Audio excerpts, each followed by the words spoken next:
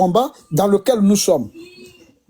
Mais Nina, je te dis, nous on est RDA. Nous on est RDA et puis on assume. Oxymore que tu as appelé en renfort, viens me demander. Parigo, est-ce que tu confirmes que tu es RDA? J'ai dit Rassemblement des Républicains. Et puis je suis Djoula pour ajouter dessus. Le nom de ton village, je viens de Djoulabougou. Aman. C'est mon village ça. Est-ce que le son est bon?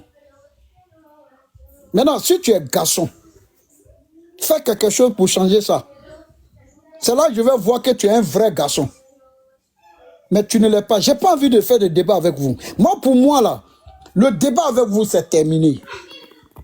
Donc, ne me voyez pas sur des panels et puis profitez pour monter et puis chercher, parce que je suis votre star. Nina vient de sortir dans sa bouche que Souley de Paris, nous, on est jaloux de Souley de Paris. Ah! C'est pas l'hôpital qui se moque de la charité. Comment allume la télé, allume, envoyez tambour, applaudissez, envoyez la fleur. Comment Parigo, allume les dieux, il faut allumer. Comment Parigo va être jaloux de Souley? Il est excellent que moi en quoi? Dites-moi, il est excellent que moi en quoi? Et puis moi, Parigo, là, nous on va être jaloux. Nous on dit, vous voyez, c'est pas la sorcellerie ça. Nous on dit, allons au dialogue. Ok? Vous dites qu'on va chez Babo, naturellement, si vous n'êtes pas jaloux de nous, vous devez dire, bon, ceux-là, ils ne sont pas suivis, ne faites pas attention à eux. Même tout à l'heure, quand je suis descendu, vous avez appelé un petit insulteur pour le faire monter, et un autre encore, un sans-papier encore, pour le faire monter. Je préfère descendre, parce que j'ai envie de débattre avec des gens qui ont le même niveau que moi. Et si elle savait que tu allais monter sur le panel, je n'allais même pas monter. Parce que moi, j'ai signé ça. Tu veux débattre avec moi, tu viens sur mon panel. Mais je ne vais pas aller sur un panel, et c'est là où vous voulez débattre avec moi. Non, moi je suis plus à ce niveau-là. Attends, si vous êtes sérieux, votre patron est monté hier. Il vous a dit quoi? Il vous a dit, ouais, faites monter Soro, il est en bas. Faites monter Soro. Ok? C'est-à-dire, en France et en Côte d'Ivoire, dans la communication, il n'est mieux que moi en rien. La seule chose, il est plus grand que moi de taille. Je suis Tchekrouné, et puis je suis fier de ça. Mais ma vie là, mais ça ne peut pas se comparer. Donc, je ne sais pas. Au fait, quand ils sont perdus, quand ils ont perdu la face, c'est là qu'ils vont aller chercher des sujets qui n'ont pas de sens, au fait. Parce qu'on parle de dialogue. Jalousie est venue chercher quoi dans ça? Non, de vous à moi. Ah, parce qu'il est excellent à nous tirer pour nous envoyer chez Babo. Il est excellent à nous tirer pour nous envoyer dans la main de Gbagbo. Ah, okay. Souley est financé par Gbagbo. Souley est financé par Gbagbo. C'est pour ça que nous sommes jaloux de lui.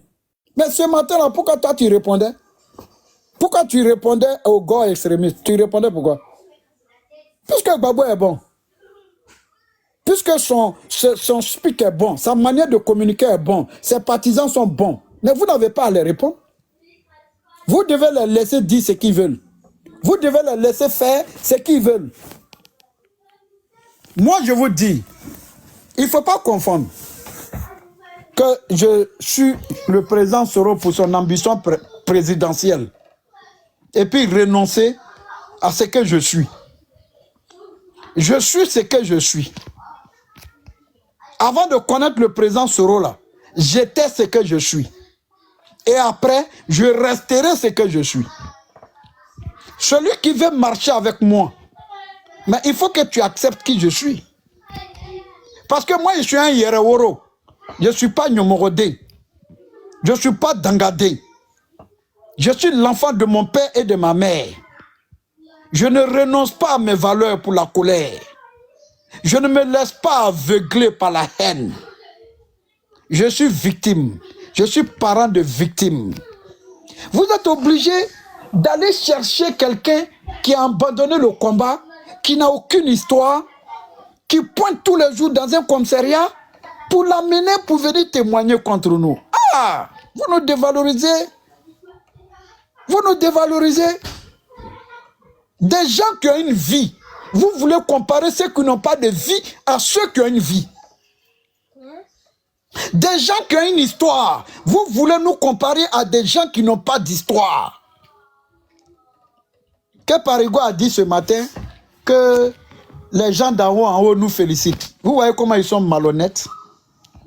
Vous voyez comment la malhonnêteté là a pris le pas sur eux? Je dis, et je vais répéter, dans un français simple, enregistrez, mettez sur vos pages. Parce que je veux ici, c'est des choses comme ça que tu dois enregistrer. J'ai dit, depuis que je mène combat politique sur la toile, je n'ai jamais été dans une initiative où j'ai eu autant de félicitations et d'encouragement. Dans la vie de l'homme là, on fait ce qu'on appelle le sondage. Quand tu dois être candidat, tu fais un sondage pour voir ceux qui sont prêts à te voter. Ce combat-là, je l'aurais arrêté si ma base sociologique, si ma base politique, si mes parents, si les Ivoiriens ne m'avaient pas massivement encouragé et félicité dans cette initiative. Tu es dans un combat, Gbagbo doit être le leader de l'opposition. Voilà, pour qu'on puisse se revendiquer. Gbagbo. Mais ça dit même pro Gbagbo même vient t'attaquer pour ça.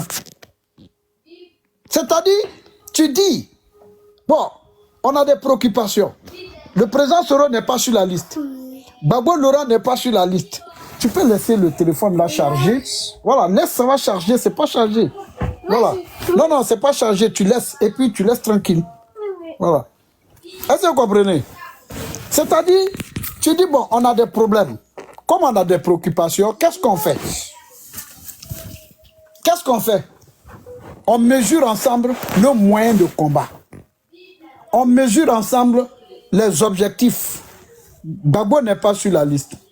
Alassane Soro n'est pas sur la liste. Gbagbo connaît dit, quand tu as une maladie avec quelqu'un, vous vous appelez homo. Et donc, j'ai dit, bon, qu'est-ce qu'on fait? On construit l'opposition. L'opposition doit avoir un chef de file. Dans tous les pays du monde, il y a un chef de file de l'opposition. Donc, quand on prend le protocole, le président Gbagbo est le mieux placé en tant qu'ancien chef d'État. Le président Bédié en a fait autant. Ok? Le président Bédié en a fait autant. Il était le chef de file de l'opposition. En 2010, c'est le président Ouattara qui devient président de la République. Donc, je le dis dans une logique de combat politique. Ok? Mais c'est pour Gbagbo même qui va venir te dire que tellement ils sont divisés. Pro Nadi, pro Simone, pro Blé Goudé, pro Afi, pro Gbagbo. On est perdu, on ne s'en sort pas. J'ai dit, je n'ai jamais été félicité et je n'ai jamais eu d'encouragement que dans cette initiative. Et je suis convaincu d'une chose, que cet ensemble d'encouragement, de messages d'encouragement, de signaux d'encouragement est la preuve que je suis dans le bon combat. C'est comme ça qu'on mesure le thermomètre de l'action politique, d'une action politique que l'on mène. Quelle est la réaction? Quelle est la réaction de ta population cible? Quelle est la réaction? Quelle est la réaction de ta population cible? Quelle est la réaction de tes interlocuteurs? J'ai dit, nous n'avons jamais été aussi félicités et encouragés par les Ivoiriens de tous bords. C'est-à-dire, il y a des gens même là, à qui je n'avais pas pensé. Il y a des gens même là, à qui je ne pensais même plus qu'ils étaient quelque part, qui nous ont joints. Mais je n'ai jamais dit que quelqu'un d'en haut m'a appelé. Et puis si quelqu'un d'en haut m'appelle, où est votre problème? Est-ce que ça devrait vous préoccuper? Mais ça ne devait pas vous préoccuper. Ce sont nos choix. Et c'est des choix assumés. Je ne vois pas mon avenir dans une union avec Gbagbo Laurent. Et je ne crois pas à ça. Je ne vois pas l'avenir de la Côte d'Ivoire dans une union avec Laurent Gbagbo. Ce n'est pas un débat. Ok?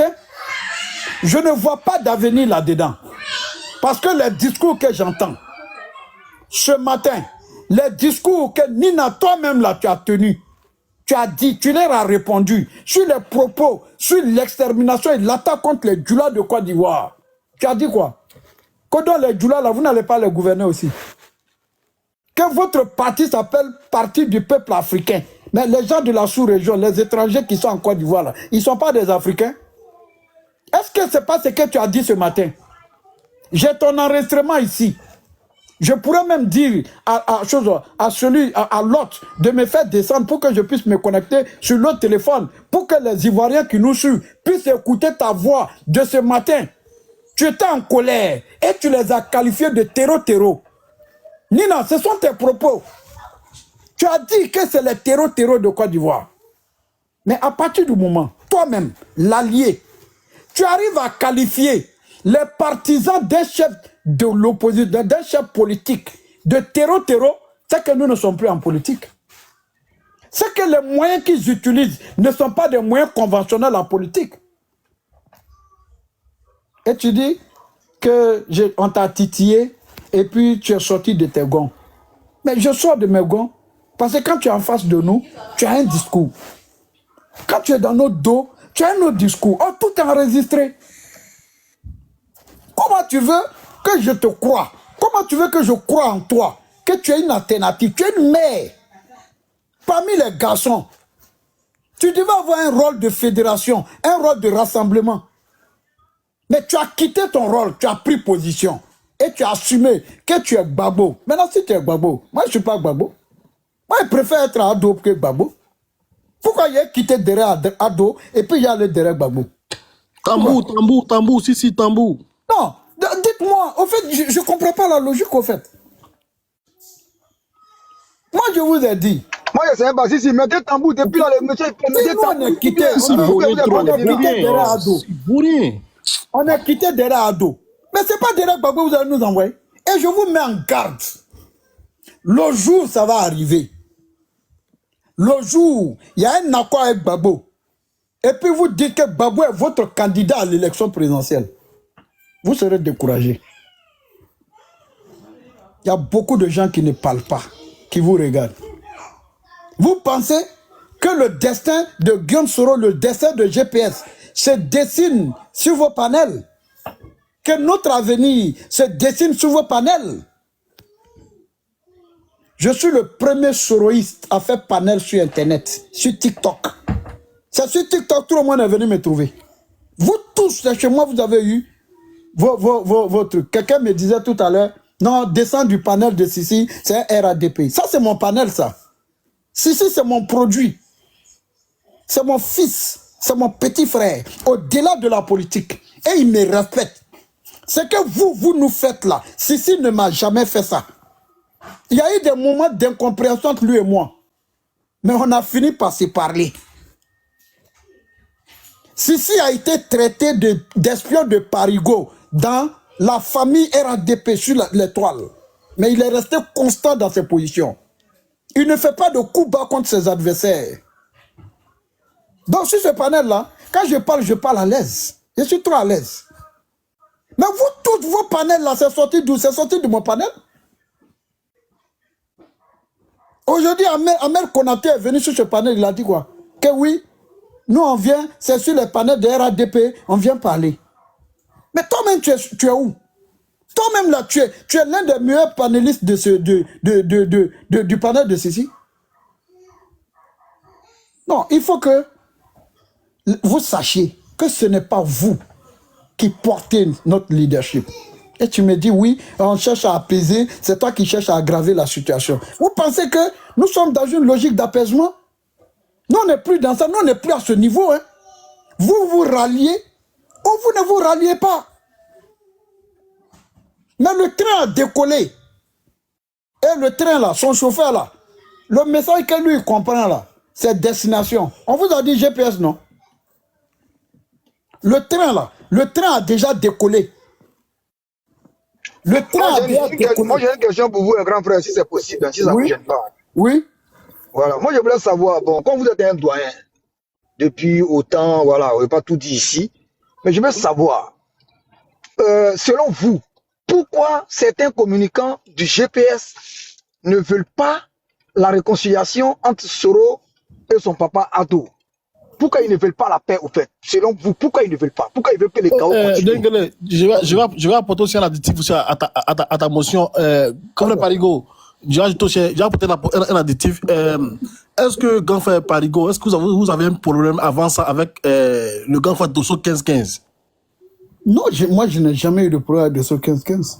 Ah, ok, apparemment, bon, ce que je vois actuellement, c'est différent. La fois que j'ai eu des problèmes avec lui, c'est quand il était au RHDP et il critiquait mon soroïsme. Voilà. Depuis qu'il est arrivé ici, on s'estime bien, on se respecte. Et nous sommes tous des mains. Maintenant, il y a quelques temps, je n'ai pas de ses nouvelles. J'ai vu qu'il a animé une activité la dernière fois. Bah, je n'ai pas aussi de rapport pour dire qu'il a fait des panels où il a fait des communications, où il est en train de me dénigrer. Parce que lui, au-delà de la politique, on se connaît en termes de parents, et puis on se connaît aussi en termes voilà, de réception. Toi, tu veux sortir tout de justifier par rapport à quoi? Parce que j'essaie, il était allumé, Grand Frère Parigo, C'est qui? C'est Dosso. Ah bon, qu'est-ce qu'il dit? Bon, apparemment, il était allumé la télé sur vous, hein. Bon, vraiment, j'ai pas arrêté. C'est que je suis l'enfant de mon père. J'ai pas arrêté. Je suis de Makono. Voilà. Moi, j'ai pas arrêté. Maman de Mamina Fofana.